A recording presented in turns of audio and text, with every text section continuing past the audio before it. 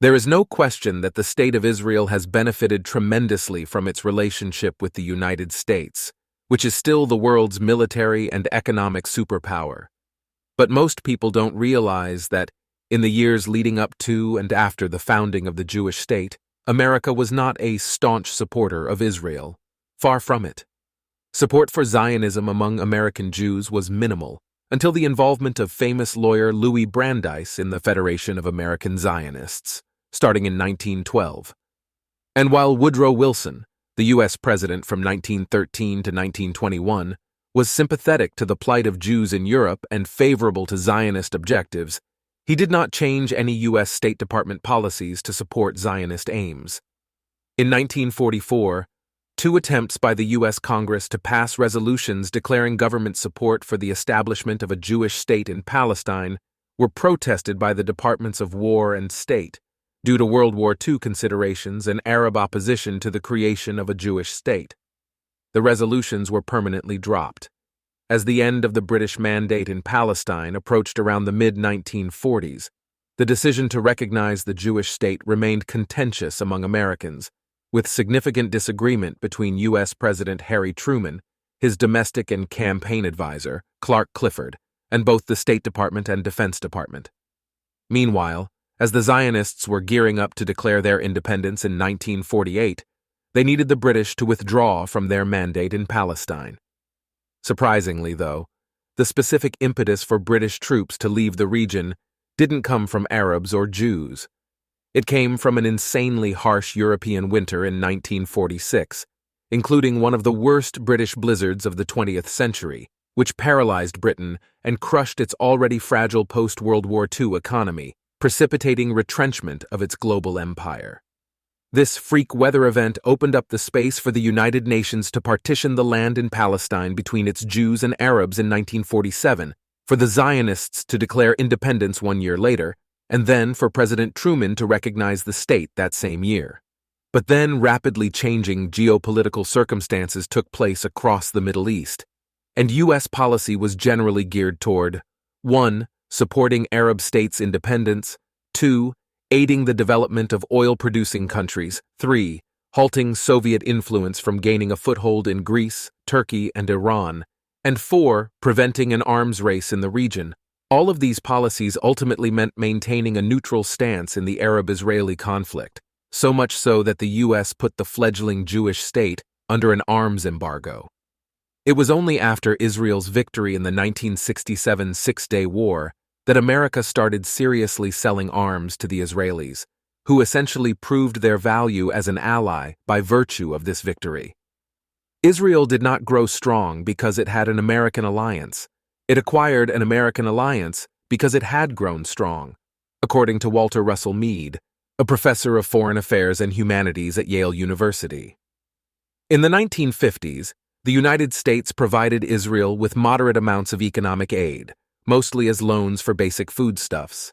France became Israel's main arms supplier at this time and equipped the Jewish state with advanced military equipment and technology. During the 1956 Suez Crisis, the Israeli military invaded Egypt and was soon followed by French and British forces. For differing reasons, France, Israel, and Britain signed a secret agreement to topple Egyptian President Gamal Abdel Nasser by regaining control of the Suez Canal, following its nationalization, and to occupy parts of western Sinai, assuring free passage of shipping for Israel in the Gulf of Aqaba. In response, the United States, with support from the Soviet Union at the United Nations, intervened on behalf of Egypt to force a withdrawal. Eager to increase its influence in the region and prevent Nasser from shifting to the Soviet bloc, U.S. policy was to remain neutral in Arab-Israeli hostilities and not become too closely aligned with Israel. 7 years later, in 1963, American and Israeli leaders were engaged in a high-stakes battle of wills over the Jewish state's nuclear program. The tensions were invisible to the publics of both countries, and only a few senior officials were aware of the severity of the situation. Former Israel Air Force Commander Major General Dan Tolkowski seriously entertained the fear that U.S. President John F. Kennedy might send airborne troops to Dimona, the home of Israel's nuclear complex. In a letter written to Israeli Prime Minister David Ben-Gurion, Kennedy fleshed out his insistence on biannual visits to Israel's nuclear facilities with a set of detailed technical conditions. This was akin to an ultimatum. If the U.S. government could not obtain reliable information on the state of the Dimona project, Washington's commitment to and support of Israel could be seriously jeopardized. But the letter was never presented to Ben-Gurion.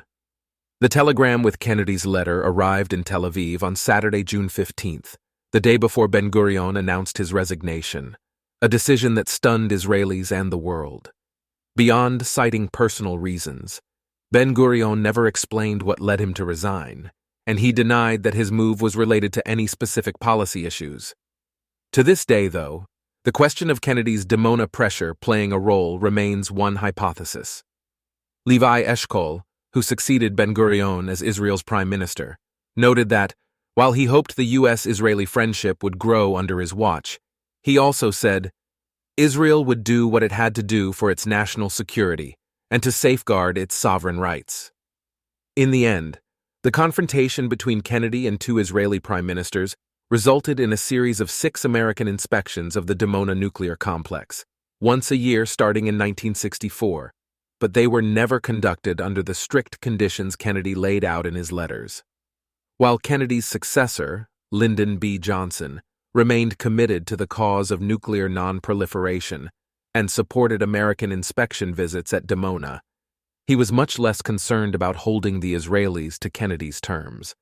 In retrospect, this change of attitude may have saved the Israeli nuclear program. Meanwhile, in May 1967, Egyptian announced that the Straits of Tiran would again be closed to Israeli vessels. Israel claimed that this was an act of war and attacked Egypt in what became known as the Six-Day War, during which the U.S. maintained a neutral country status. General Yitzhak Rabin, the Israeli Air Force Chief of Staff, informed the American naval attaché in Tel Aviv that Israel would defend its coast with every means at its disposal, including sinking unidentified ships. He asked the U.S. to keep its ships away from Israel's shores, or at least inform Israel of their exact positions. 3 days later, Israeli jets and torpedo boats attacked the USS Liberty, an American Navy intelligence ship in Egyptian waters, killing 34 and wounding 171. Israel stated that the Liberty was mistaken as an Egyptian vessel and thus an instance of friendly fire. The U.S. government accepted it as such, although the incident raised much controversy, and some still believe it was deliberate. So, if not by America's support, how did Israel become the power it's known to be today? During the 1800s and early 1900s, wealthy Western European Jewish philanthropists funded land purchases in Palestine by poor Eastern European Jews, who fled violent anti-Semitism across the Russian Empire. Most of these land purchases were done at the individual level, but there were instances when Ottoman governors themselves approved deals for Jews to buy land in Ottoman-era Palestine.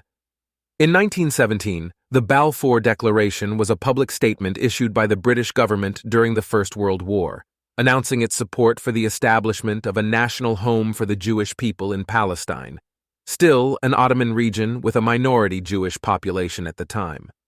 Also in 1917, a senior British Army officer named Edmund Allenby arrived in Palestine. Following 3 failed attempts at conquering Gaza, he defeated the Ottomans later that year, and then conquered Jerusalem. The military campaign over the Holy Land ended following the Battle of Megiddo in 1918, which essentially marked the conclusion of World War I. By defeating the Ottomans, Allenby effectively created the modern Middle East, paving the way for countries like Israel, Jordan, Syria, Lebanon, and Iraq to come into existence. After Germany invaded the Soviet Union in 1941, Joseph Stalin reversed his long-standing opposition to Zionism and tried to mobilize worldwide Jewish support for the Soviet war effort. A Jewish anti-fascist committee was set up in Moscow. Many thousands of Jewish refugees fled the Nazis and entered the Soviet Union during the war. In 1947, the Soviets told the United Nations that they supported the partition of Palestine into a Jewish and an Arab state.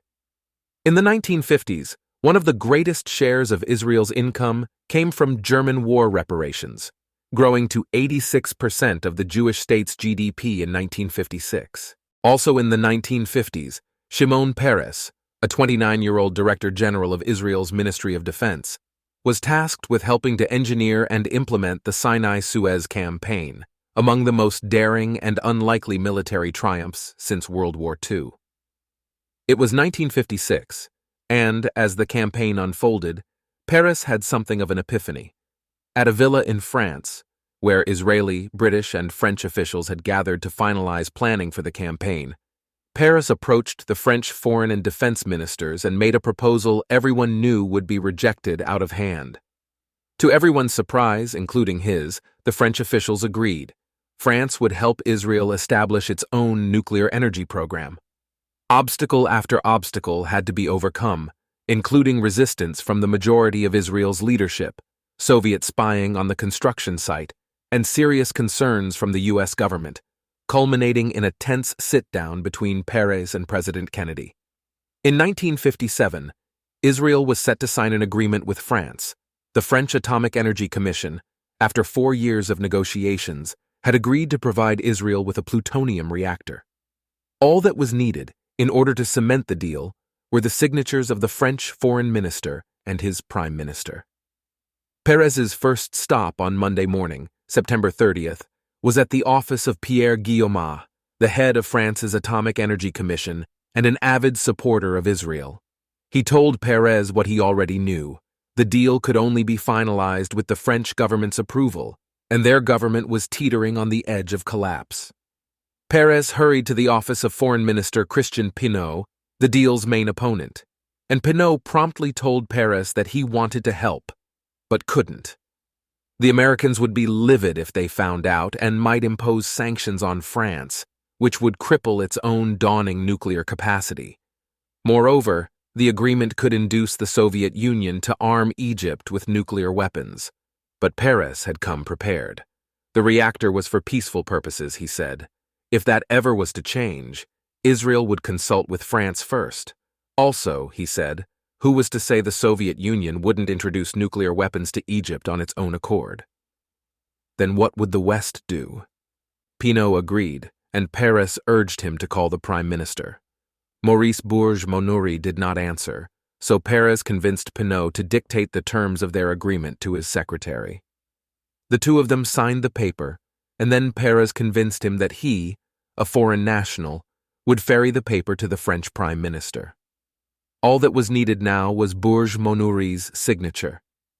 Peres went to his office and waited. The hours passed. Afternoon became evening. Several rounds of whiskey were sent to the office. And as midnight approached, Peres had two realizations. He would not see the prime minister that evening, since the prime minister, who was stuck in parliament, was likely being defeated in a no-confidence vote.